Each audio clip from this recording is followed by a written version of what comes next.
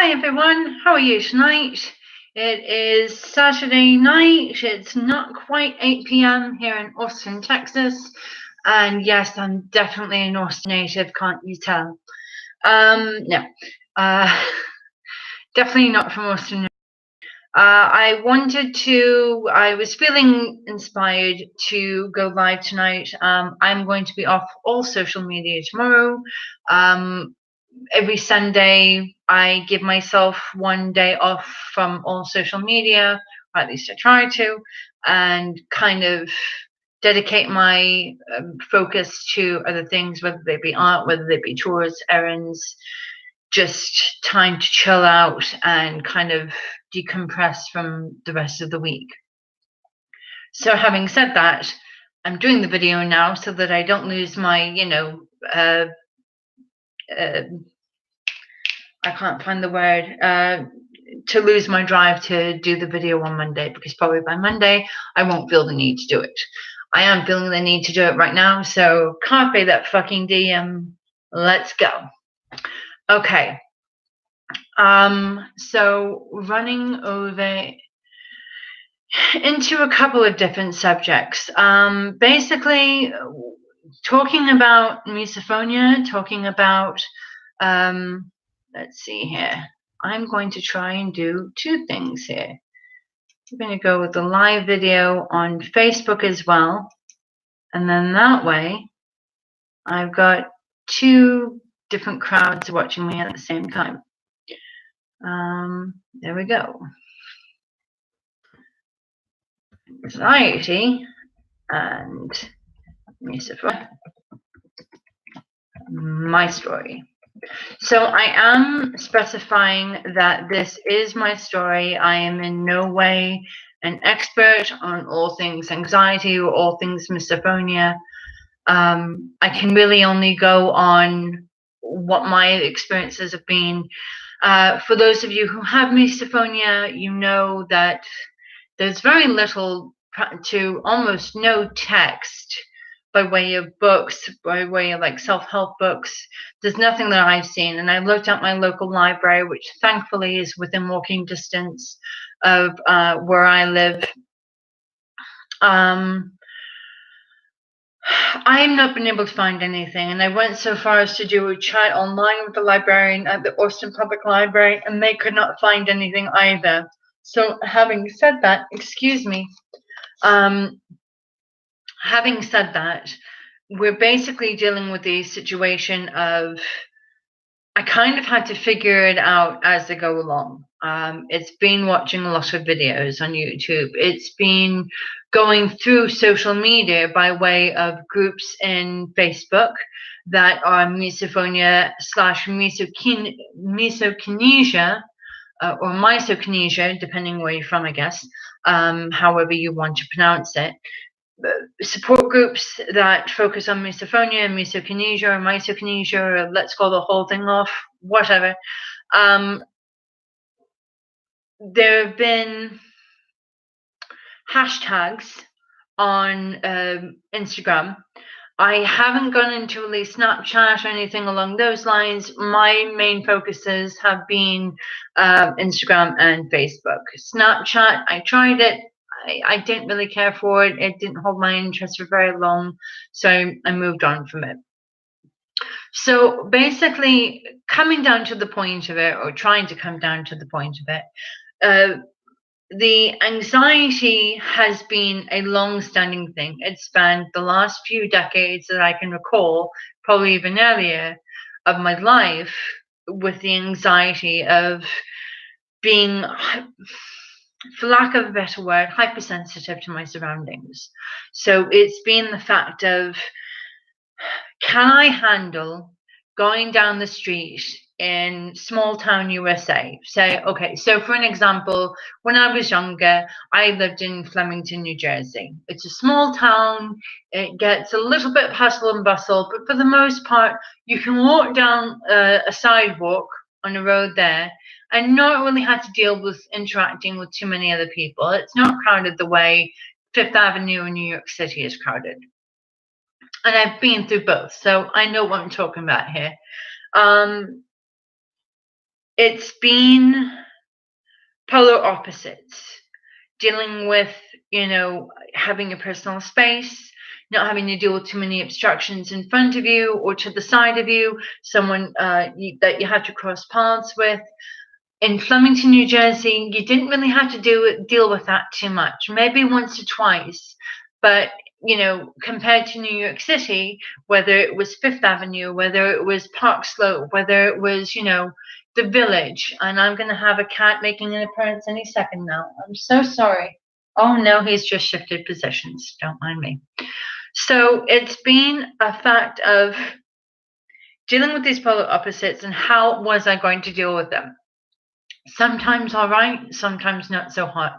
In New York City, for those of you who live in New York City or have been to New York City, it's congested. There is a lot of people traffic, and it's going from every different direction. You've got the tourists as well, and they like to cluster fuck in the middle of the sidewalk, point at things, look at maps, talk to each other, and then pull out their selfie sticks. And it's just, like I said, it's a great big clusterfuck right in the middle of the sidewalk, and you just want to get to wherever it is you're headed. Whether it's Central Park, whether it's work, whether it's home, whether it's a client, any of it. Dealing with these issues brings up a lot of anxiety. Some of the ways that I've had to handle it have been listening to music on my headphones so that I can tune out other people. That's basically been it, is having to have music so that I'm not dealing with outside sources. And I know for my particular case, the music I can listen to, and I don't have a problem with my misophonia is not really involving music per se. Some musicians I can't listen to. I can't listen to jazz music because it's all over the place and it's completely uncontrolled. Whereas where it comes to songs, where it comes to, like your favorite band, you know what's going to be playing. You know what the lyrics are. So it's not a complete surprise. My experience, for lack of a better word, is that when I'm listening to songs on my phone or songs when I was younger on a Walkman, and yes, I am that old, shut up, you. It has been a fact of I knew what the songs were, I knew what the lyrics were going to be, I knew that there weren't going to be any interruptions, and I could just enjoy it. I could just savor that time with that sound, and it was controlled. Where it came to having to take the earphones off for any number of reasons, I was going back inside, I had to go into a meeting or an appointment, I had to go into an office that wouldn't tolerate loud music playing, a library. And for those of you who know me, libraries are my thing. I love libraries, bookstores, because in my experience, in my past, they have been a source of order and quiet. They've been a source of peace. So to deal with libraries where now often you aren't going to see libraries being quiet. Kids are prattling off, kids from school are coming out and they're going to the library because they need to look up something for a report, or they need to look up, information on a presentation that they need to do, or any number of things that they have to look it up there, but they don't value the way I did, the way a lot of my friends when I was growing up did, that the library had rules, and the main rule was you had to be quiet. You had to respect the peace of the other people who were in there. These days, for those of you who go into libraries as frequently as I do, you know that this is no longer the norm. This is no longer a situation of, okay, we're inside, we're going to use our inside voices, which means we're going to talk minimally, and when we do, try and keep it to a low whisper. It's not the case anymore, as I said, and that has been something that has gotten up my ire. Thinking about that, and then thinking about the past, and you can't live in the past, blah, blah, blah, I know, all of that. It is very difficult now to find a place that promises quiet. There is no promise of quiet really anywhere. So you have to go into any building where you're going to share space with a random stranger. You're not promised quiet. You're not guaranteed quiet, not even in the library. So this has been a constant source of anxiety for me. Going into stores, going into even DMV, or any kind of public shared space, it's very difficult. So again, I've got the headphones for my music. I also have these noise cancelling headphones, and the light's not great in here. I'm going to see if maybe I can't. This is terrible lighting. I do apologize. Let me see if I can't get. Here we go. This might be a little bit better. All right. So we'll do a 180 here. I'm driving David crazy. Sorry, baby. So we have these headphones that I bought through Amazon that are supposed to be noise cancelling. So I put these on, and my voice is coming in very muffled right now. So you can hear me better than I can hear me. When I have these on, it's generally for special events like New Year's Eve, going into New Year's Day, 4th of July, and I believe sometimes Labor Day, because when I was living in New York City, I don't need to have these on now. Why do I have these on now? When I was in New York City and I was living in Brooklyn, neighbors would throw off their fireworks like every chance they got, really. And it was very, very frustrating for me. So it was a case of, I have no wall now. Why did I try and reach out? I don't know. Shut up, Carrie. All right. So it was a case of having to deal with sounds that I could not control. Having to deal with a situation of I have to adapt. And because I didn't have any time to prepare myself to adapt, I did not handle it very well. An excellent example is, and it happened in the library about a week or two ago, I had gone into the library to look up books on misophonia. And with the way our library is, and this is Austin, Texas, so there's various different branches everywhere. I'm near the Spicewood Springs branch, for those of you living in Austin who might be watching this, whatever. Not a big detail. But it was a bank of computers. Just as soon as you go through the doors, there's a bank of computers. And one of the computers will let you look up books in their catalog and see, what you can get your hands on. If it's not in that library, you can order it and it can come to you. So I had looked up misophonia, and there was nothing. There was absolutely nothing. I looked up noise sensitivity, and I couldn't find anything on noise sensitivity either. So I was already feeling anxious because I knew that this was a thing. This is something that has come to my attention within the last month or two. And I knew it was a real thing because enough people are talking about this now. There's been a dialogue. There's been conversations, medical professionals having these conversations and having this awareness. So I knew that this was the thing. The problem is it's so new. And it's so untapped that for those people who A, don't have it, and B, don't know that it even exists, they can look at a scene and not see the issues that someone with misophonia, such as myself, does have or does see. So getting back to that day, I'm looking through the computer, and this kid is walking up, and he couldn't have been more than 16 years old.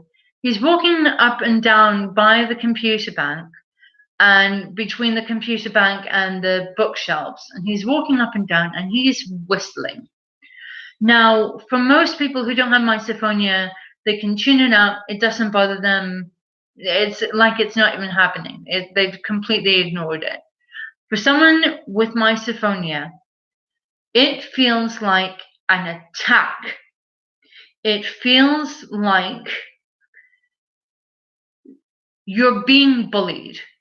You're, in an auditory sense, you were being bullied. You haven't provoked this. You haven't, contributed to it. It was completely unwarranted, and it was an attack. You're being bullied by a sound. And as crazy as that sounds, I see what I did there. It's a fact, and it feels like you're going to implode or explode.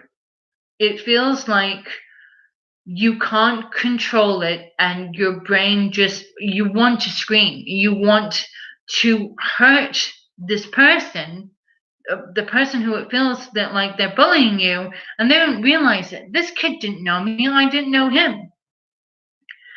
We were never a part of each other's world. This kid was whistling, and I looked around and no one else was reacting. So I tried to keep cool and restrain myself.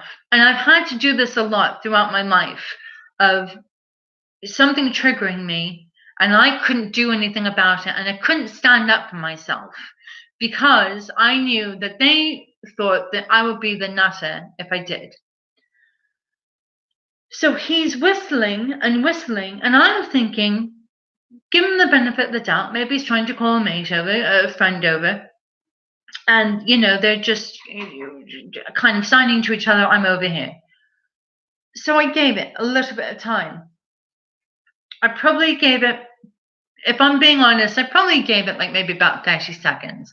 And for those of you who feel like 30 seconds is not long, try going into a store and asking for the manager and waiting 30 seconds for a manager to come to you because you've got an issue. It feels like forever. It could have been 30 minutes for how long it felt that I was listening to this whistling. I had said in a post that it was like about a minute or two. I was probably wrong in saying that. It was probably only like 30 seconds up to 1 minute, but it felt like forever. He kept whistling. And I finally got up because I felt propelled, and it did feel like an assault. So my manners were gone. My polite behavior was just, it was not even within the realm of possibility. If someone's like tipping a cup over and water pours out, you can say, excuse me, could you not do that, please? Because it's, making a mess on my jeans, whatever. And this, no, it felt like I was being bullied.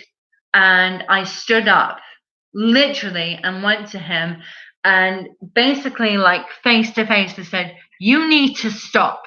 It needs to stop now. And his head bucked back, and he's like, oh. I'm like, you can't be whistling. You're in a library. This needs to stop. He's like, okay. And he probably apologized, but I didn't hear that, because all I could hear was my blood in my ears. I could feel my blood like pulsing, my head pulsing. And I posted about this maybe about an hour or two later when I got home from the experience, still shaken, with my hackles were still up. I could not calm down. And I posted this, and I remember it was on a Saturday as well. So this was maybe about a month ago that I posted this. I posted it, and I, relived basically the whole thing. And I had to basically be in my room with curtains drawn and quiet and just nothing going on, no music, nothing. And I typed up the whole spiel that had happened. And a friend who has always been very kind to me and very sweet to me had said, you should have really used your manners and said, please, and just been a little more pragmatic, I guess. Not her word, that's my word, but I should have used the manners and asked nicely and been polite. And I didn't look at it until the following Monday. I didn't look at the responses or anything. And I told them, I'm like, I'm not going to be looking at any of your responses until Monday. I'm off all day Sunday. I'm staying off, all of that. So Monday comes and I see this, and I've had time to calm down. And I realized what she was saying. And my thought, like, yeah, I could have asked nicely, and I could have said, would you mind stopping with the whistling? It's really, it's upsetting. Thank you. Have a great day. Cheers to your best. All of that.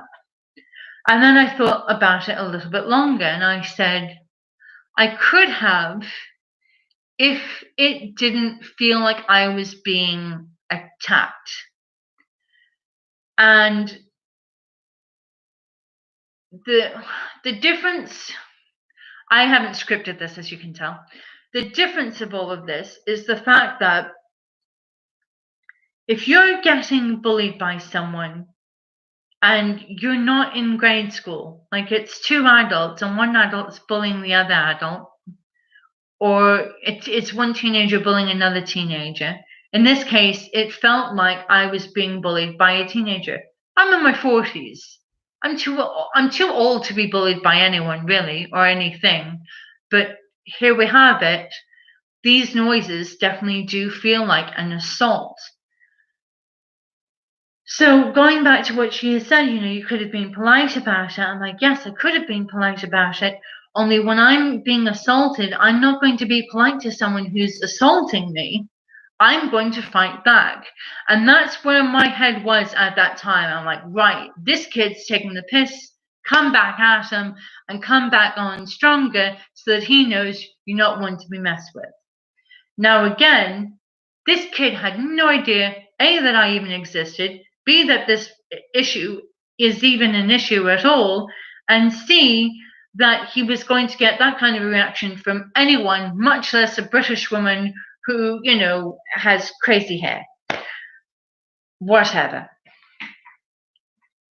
I could have handled things better. Absolutely. I have to work on being reactive or being quick triggered. As I think a lot of people can say that, it's, one of those things where you work on yourself. And it's not an excuse for the behavior. It's not an excuse. It's a reason. I could not be polite because I did feel like I was being attacked. I did feel like I, was kind of getting ambushed by sound. This is the situation with misophonia. Now, excuse me, a little gassy. Looking at a lot of the materials that I've been looking at, again, via YouTube, via Instagram, Facebook, all of it. And there is a documentary that I saw on Amazon Prime. If you have Amazon Prime, I strongly recommend it. It's called Quiet. And I'd actually talked to the director of the documentary on Facebook. Facebook has been a huge part of my life for the last decade plus.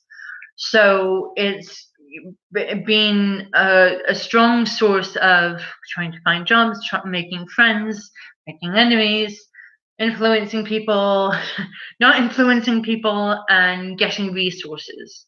So in one of the Misophonia groups, they had talked about this documentary. I'd watched the documentary, and it really did open up my eyes as to just how extensive this problem was, just how much of a disruption to my life that it has been, and how uncontrollable it can feel.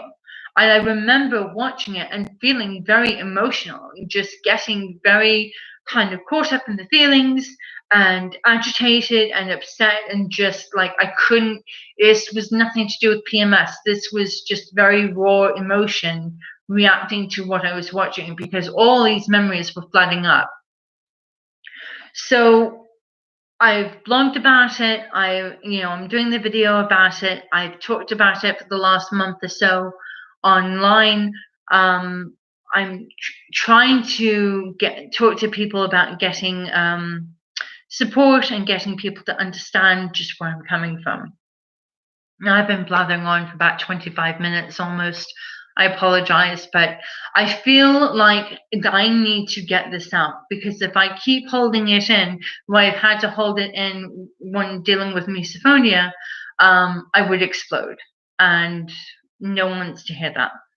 So for some of the examples with misophonia, it can involve work, it can involve home life, it can involve relationships with people that you have in your life, whether it's work friends or just, social friends. I can't go into bars. I can't really go to a lot of stores that I used to thoroughly enjoy. I can't go to malls. I can't, there's a lot of places. I've become very self-restricted in where I can go and what I can do on any given day. On weekends, I can't really go out shopping for anywhere or anything. I have one exception, and that's HEB, as I like to call it. It's been very quick trips. I know exactly what I want to get. I will beeline to what I need to get, and then I get out of there as quickly as I can. And it still feels like my skin wants to jump off my body, because carts are turning around, and it gets congested in one aisle, and I feel like I can't move anywhere, and I get very het up and I get very agitated very quickly. So going into stores has been a very difficult thing. I will bring these headphones, or sorry, David.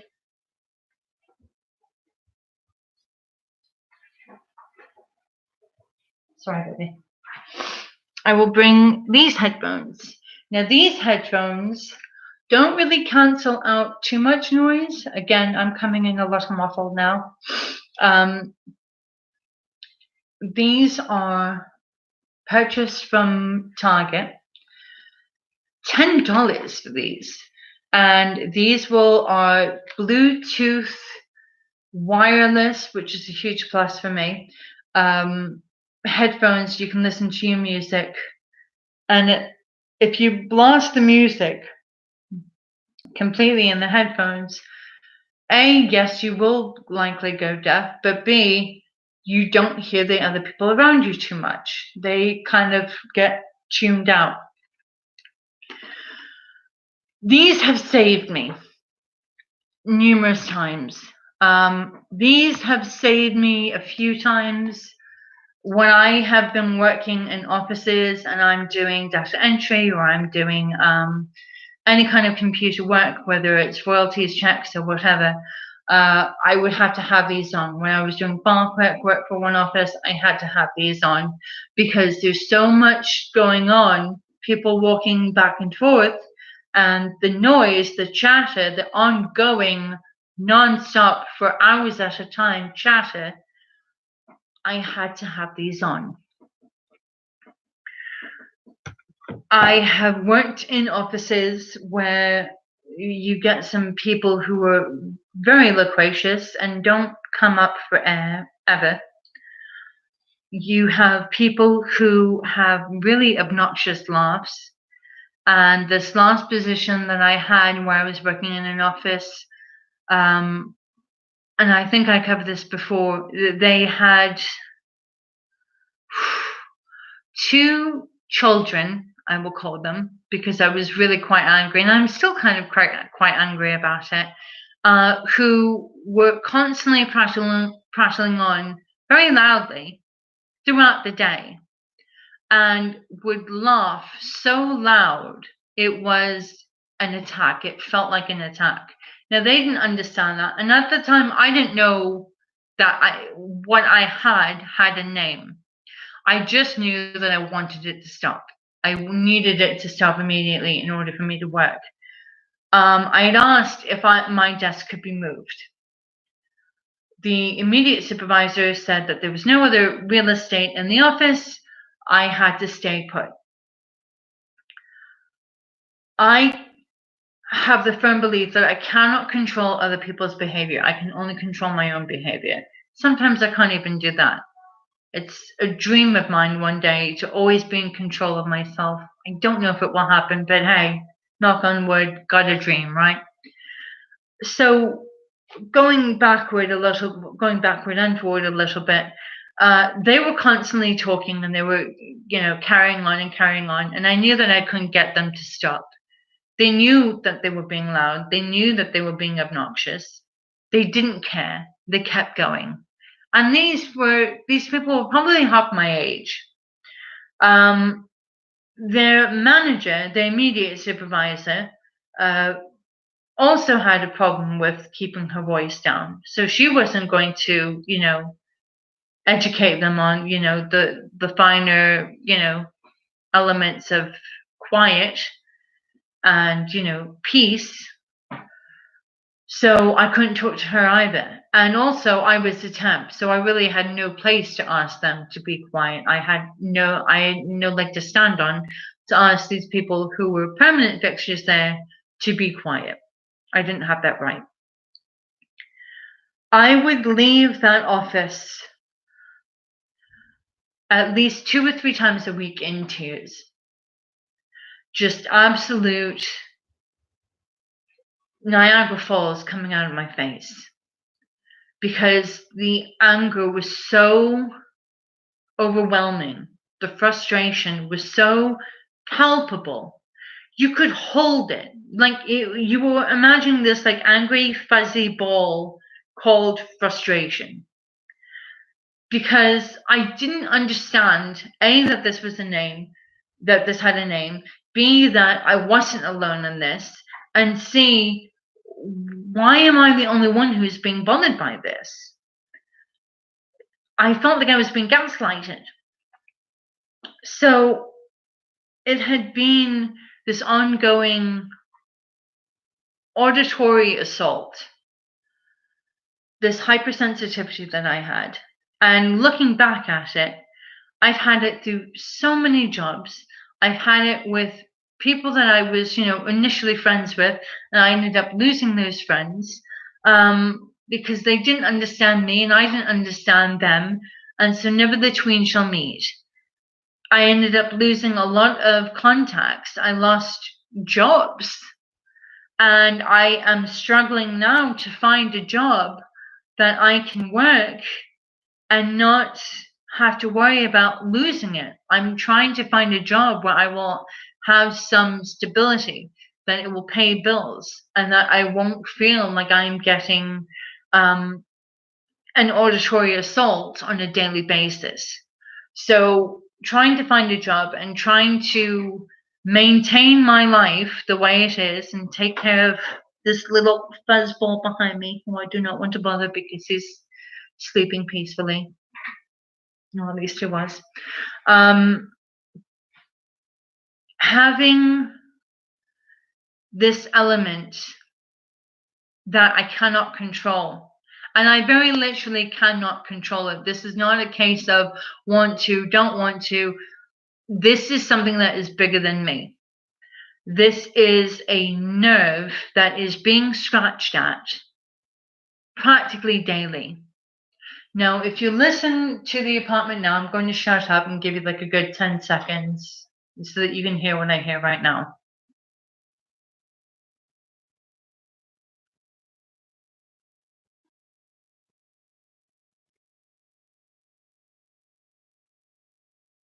That's been 10 seconds. Quiet. This is how I like it. I like it when it's quiet. If I want to play music, I get that control here. If I want to read a book, I can do so peacefully. If I want to do my artwork, I can do so peacefully. When I lived in Brooklyn, I could not say this. When I lived in California, I could not say this. It was the same thing in other places I've lived in New Jersey. It was the same thing, when I was renting a room out of an apartment. There was noise constantly. And I could feel it throughout my body, this anxiety and this tension that just had me going Hulk smash. the last apartment that I lived in Brooklyn, I was on the top floor because when I was on the bottom floor, I could hear the stomping over my head and it drove me crazy. So when those people finally moved out, my landlord at the time, Eric, let me move in above. I had to pay a little extra in rent, but it was worth it to know that I would not have to hear these sounds over my head. And I had gone through maybe about 4 or 5 roommates in the time that I was there. And I could not take their noise because I was renting a room and it was a 2-bedroom apartment. I could not take their noise and they could not take my Nazi-like behavior and telling them to shut up and telling them to please keep it down, please stop. 1 in the morning, and I could hear them talking on the phone to whoever, and I really just wanted to like break down that door, drag her out by her hair, drag the flatmate out by her hair, and like toss her out the door. If they brought a mate over, I wanted to kick both of them out. And it was a very powerful sensation, like I said, this Hulk smash type sensation of I wanted to violently pull them out of the apartment and get them away and get them out of my hair. Can't do that naturally, didn't do that naturally because I'm not in jail. See? These are only walls, they are not bars. I have not done any of what I wanted to do. Having said that, when I finally lived in the apartment above, there were maybe 4 men that ended up moving into the apartment below me, and they would walk around and I could hear them walking. They would have the cat boots on or sneakers or something, and they were stomping through, and it sounded like Paul Bunyan and all his lumberjack buddies were just having a parade up and down the hallway in their apartment. In the apartment that I used to live in, I knew what the layout was and I knew where they were going. So they would go from the bedroom to the kitchen and then come back to the bedroom with whatever their food was. Apparently one of the guys was very good looking, brought a lot of different girls over and they would have sex. So you can imagine trying to, have a good time, and crazy lady like this is stomping on the floor to get them to stop. No one had a good time that night. I was having this constant ongoing battle with them, and it felt like an assault every single night, and I could not understand why the flatmate said that the only person that she heard was me. And I really felt betrayed.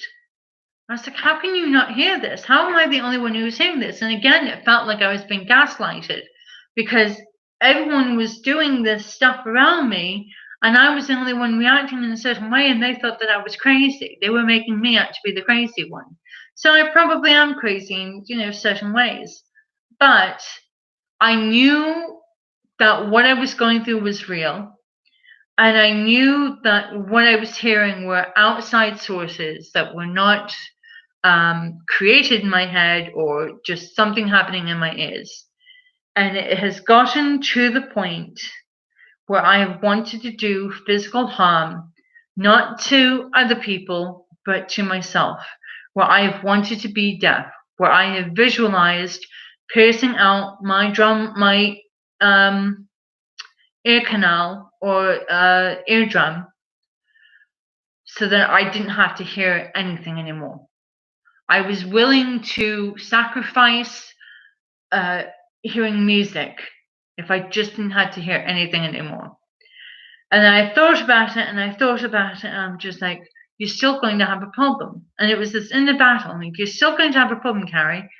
How, Carrie? All right, Carrie, let me tell you. You're going to feel people walking by you, and that is going to set you off. And this is where we get into misokinesia or misokinesia, which is the overpowering sense of people walking by you and that being and having a hatred activity around you. This is something that has been a very new development, that has been a new discovery for me, is misokinesia and misophonia, and then misokinesia following suit. So to explain misophonia and misokinesia, for those of you who were not knowledgeable, or a lot of this is new to you. Misophonia is the hatred of sound. It's like an allergy to sound. You break out in expletives, or I break out in expletives. Misokinesia is the sensation, the overpowering sensation of people moving around you.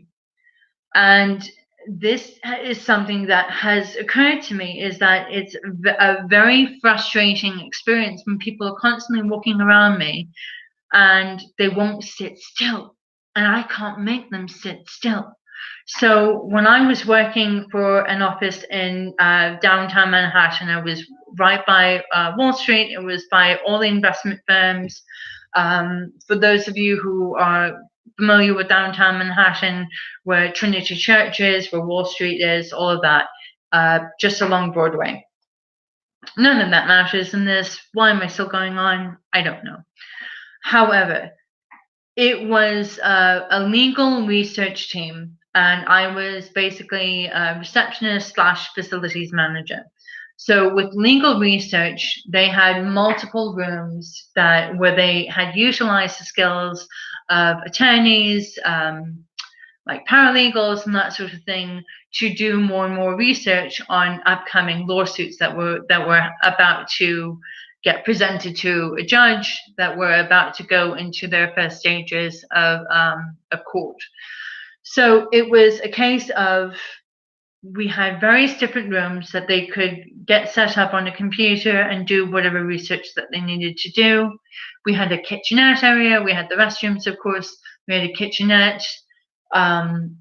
With it being New York City, any number of deliveries were happening through like Postmates or Seamless or Grubhub or any of those, yada, yada, yada, blah, blah, blah. Welcome to New York City. So my responsibilities, being what they were, as facilities manager, it was to make sure that all the rooms were clean. It was to make sure that any communications that needed to get to a certain paralegal, to a certain researcher, that they received those. But it was also kind of a babysitting type position to make sure that these paralegals were getting their work done, that they were sitting down, and they weren't, trying to stray from what their responsibilities were. So that was my responsibility, was kind of being a babysitter in a roundabout way. And I do remember just feeling very frustrated, because a lot of these people were getting up to go to the loo. They were getting up to get another cup of coffee. They were getting up to take a phone call outside, because they couldn't have their phones in their rooms for obvious reasons. And it was a lot of movement. And my frustration of just, everyone sit the fuck down. Like, this is why I'm not a teacher. I can teach, I can tutor people, so long as they're sitting down. But if there's too much activity happening around me, my anxiety goes up, my hackles go up, and I just want to like knock someone down so that they just stay down. Obviously, this is not realistic behavior. It's not civil, and it's definitely illegal. So knowing all of those things, and knowing, that I need to show restraint, I have shown restraint. But it feels like trying to be that kid in school who everyone else is needling, and you can't bite back. With the anxiety coming into play the way it does, having these varying facets happening, having these different elements either heightened or just completely combusted and in my face, and I can't clean it up. I can't force anyone to behave a certain way, and I'm well aware of this. I can only control myself. And so when I feel this kind of assault and I react, not only can I not control them, but I can't control myself. I am literally out of control. And therein lies the problem of it's now more drama. It's now more.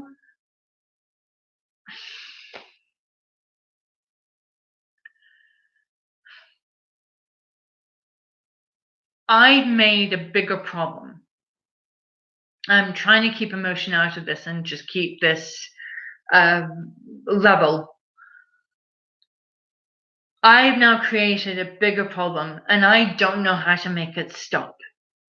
I don't know how to communicate because everything is seized up in my head. There's so much going on around me, and there's so much that I can't control around me that everything has just gone to snow. For those of you who don't have televisions or never had television in your life, snow is like that staticky stuff on the television if you left it on all night long to a channel that no longer has working capabilities. But that's what was going on in my head, was it was snow and I couldn't control anything and I couldn't control myself. So I've been blathering on for close to 45 minutes now. I am going to shut up. I wanted to share this with you. As I said, I'm going to be off all social media tomorrow. I'm going to be doing some writing and some artwork to try and kind of get myself calm, cool, and collected. So thank you for dealing with my blathering. I hope this has enlightened you. I hope, in sharing this that maybe you've learned something. And if not, I would definitely recommend doing some research if you are interested. Signing off, I am Carrie Cousins. I hope you enjoy the rest of your weekend. Goodbye.